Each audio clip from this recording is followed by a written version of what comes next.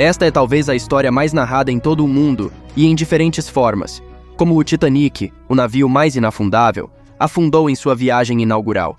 Ela foi recontada milhões de vezes e retratada em filmes, documentários e minisséries. No entanto, há alegações de que o navio não afundou devido a uma colisão com um iceberg. Sobreviventes afirmaram que algo mais sinistro deve ter causado o naufrágio do navio. O que aconteceu com o Titanic? Ele realmente afundou? E por que havia uma múmia egípcia amaldiçoada a bordo? Junte-se a nós neste vídeo enquanto revelamos como os sobreviventes do Titanic afirmaram que o iceberg não destruiu o navio. Não se esqueça de se inscrever no canal e deixar o like. Ao longo dos anos, o RMS Titanic, um transatlântico britânico, permaneceu como um símbolo duradouro de tragédia e perda humana. Seu naufrágio desastroso em sua viagem inaugural em abril de 1912 tornou-se parte da história marítima, despertando fascinação interminável e aumentando a conscientização sobre a segurança no mar. No momento de seu lançamento, o Titanic foi celebrado como o maior e mais luxuoso navio do mundo, apelidado de o mais inafundável. Construído pelo estaleiro Harland & Wolff em Belfast, o Titanic era uma maravilha da engenharia, equipado com amenidades suntuosas e projetado para proporcionar uma experiência de viagem sem igual pelo Atlântico. Na noite de 14 de abril de 1912, o Titanic, transportando mais de 2.200 passageiros e tripulantes, colidiu com um iceberg no Atlântico Norte, a cerca de 400 milhas da costa de Newfoundland. Apesar de receber múltiplos avisos sobre icebergs na área, o navio manteve alta velocidade devido a pressões de relações públicas competitivas e a crença de que o Titanic era inafundável. Como resultado, a colisão danificou fatalmente o casco do navio, perfurando vários compartimentos. O Titanic, acreditado ser inafundável devido a seus compartimentos estanques, começou a tomar água. Infelizmente, a gravidade dos danos superou a capacidade do navio de se manter à tona.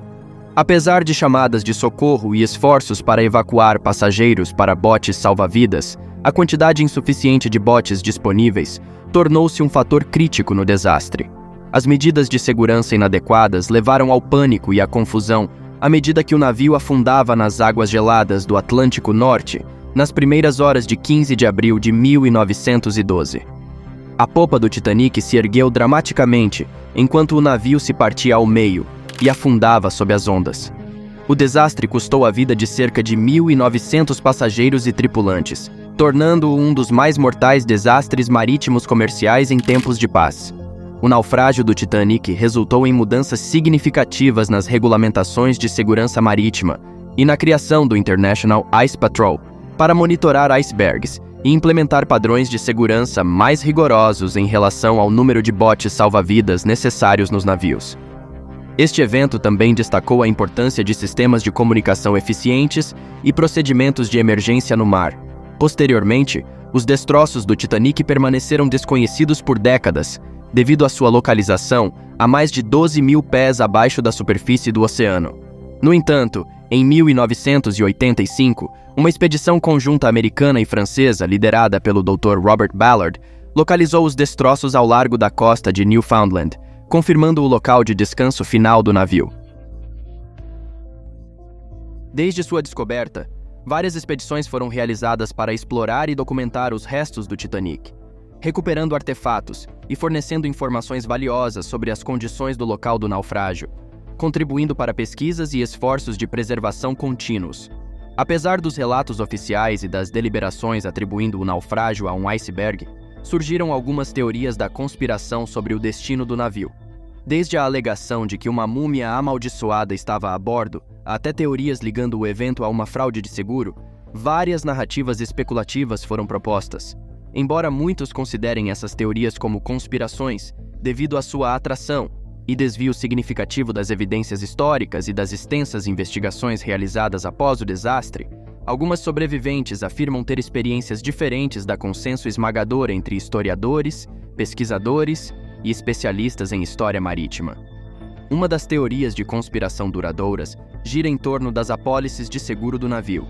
Alguns sugerem que o afundamento do Titanic foi uma elaborada fraude de seguro orquestrada por seus proprietários, a White Star Line, para receber as grandes apólices de seguro retiradas do navio.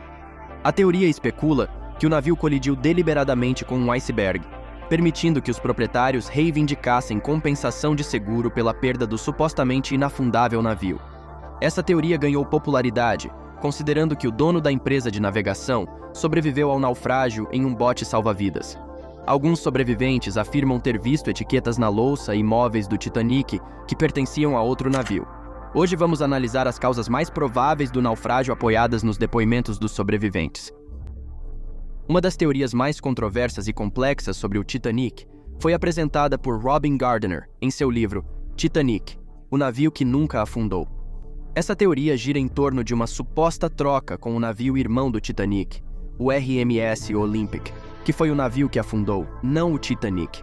Em seu livro, Gardiner se baseia em vários eventos e coincidências que ocorreram nos meses, dias e horas que antecederam o naufrágio do Titanic.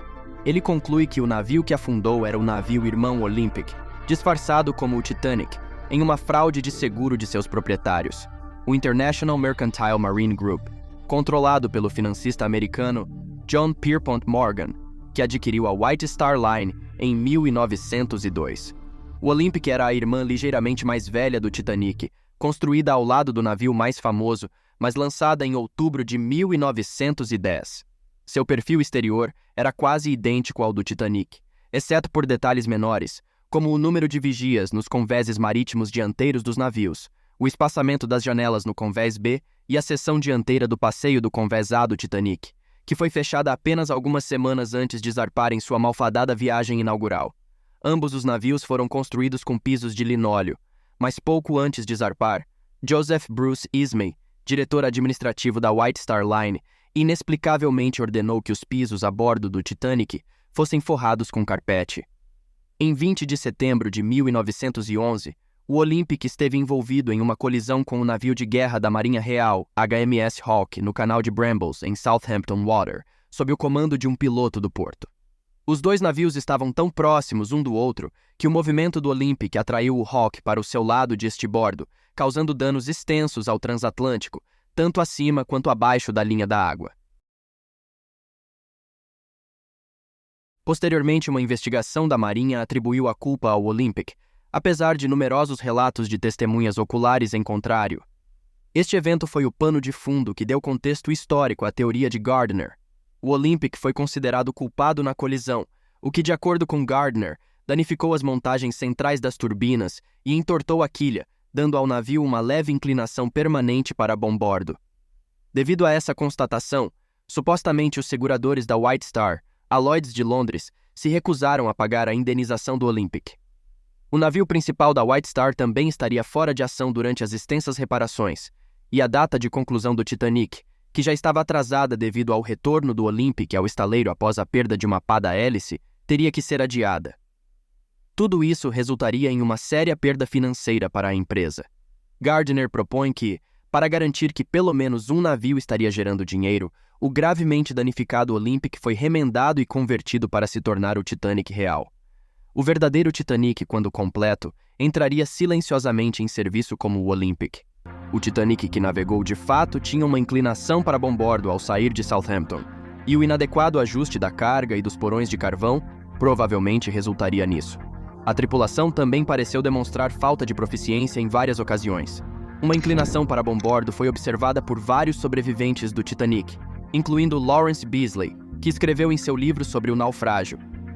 Chamei a atenção de nossa mesa para a maneira como o Titanic inclinava para bombordo.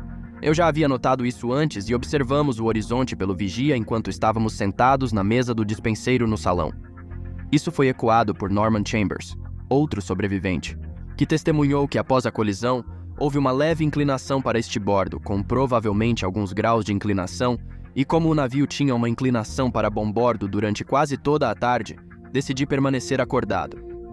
Gardiner afirma que poucas partes de qualquer navio tinham um nome, exceto os botes salva-vidas facilmente removíveis: sino, bússola de nome e placas de nome. Tudo o mais era padrão da White Star, e era intercambiável entre os dois navios e outras embarcações da frota da White Star. Na frota da White Star, enquanto todas as outras naves da White Star Line tinham seus nomes gravados no casco, o Titanic era o único que tinha seu nome rebatido na parte superior. De acordo com relatos em fotos recentes do naufrágio, que mostram um local onde duas placas rebatidas que soletravam Titanic caíram.